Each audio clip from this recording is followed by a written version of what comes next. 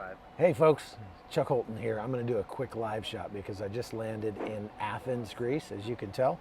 That's the, Let's do it again. yeah, I'm live. Oh, sorry about that. Michael Jan didn't know I was live.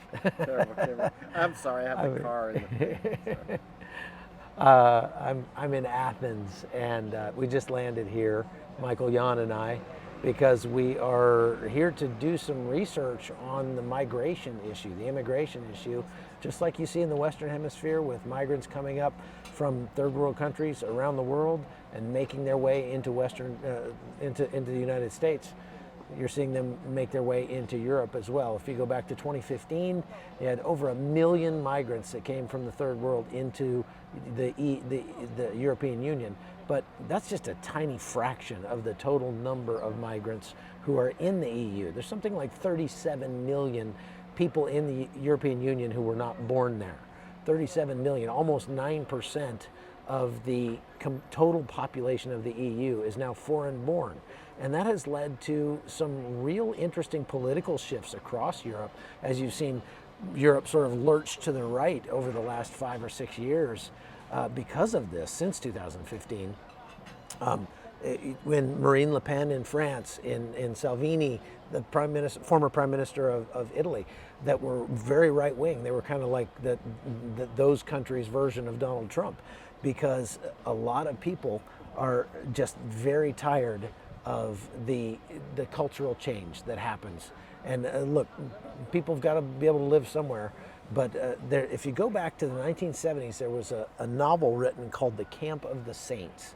And it was almost prophetic. And what the novel told about a day that a day would come when the third world would realize that due to modern technology, modern travel, that it would be actually very easy for them all to come to the first world and take advantage of what the first world has to offer. And it's an invasion by another name is what it really comes down to, because as we were just talking about, Michael Jan was just on the War Room Pandemic with Steve Bannon.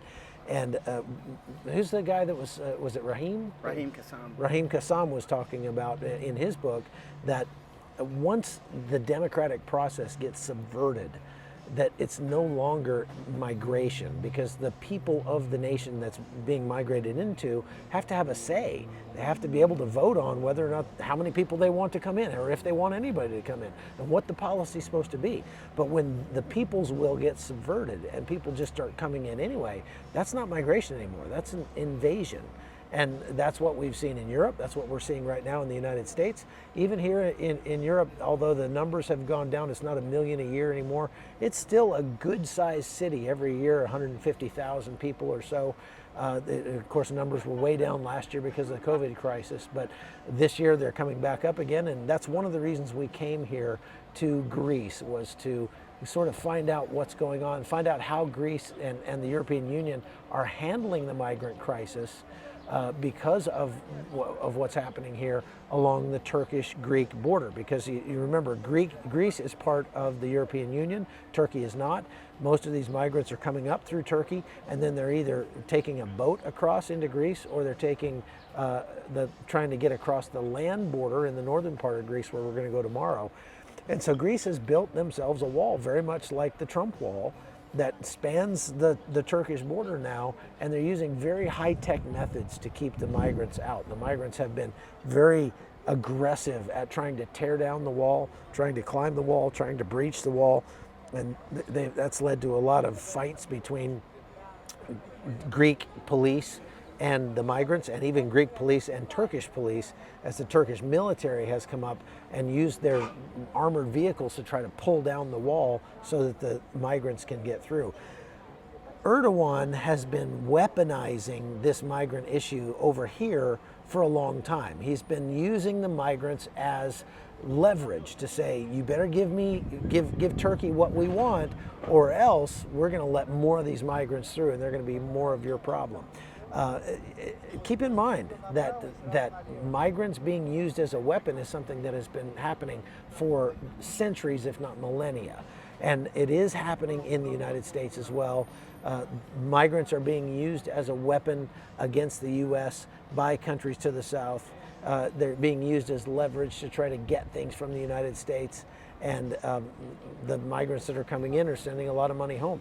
So we're going to be doing more research on this issue as it relates to Europe, as it relates to Africa, North Africa.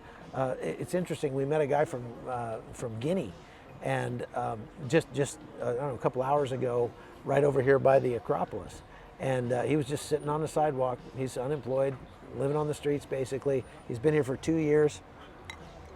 He came here across the ocean, across the Mediterranean Sea from Turkey, and he said a lot of people are dying on that journey, but you know, he just tries to get whatever work he can.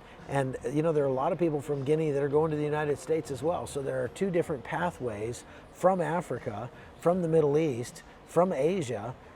One pathway goes to the Western Hemisphere, goes up through Ecuador and through Panama, as we've been covering for a long time.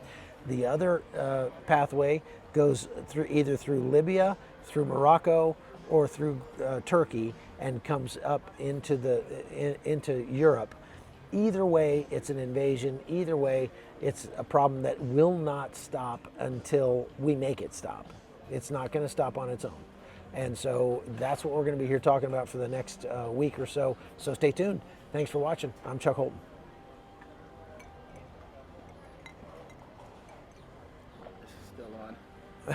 Sorry, I got a monkey running the camera.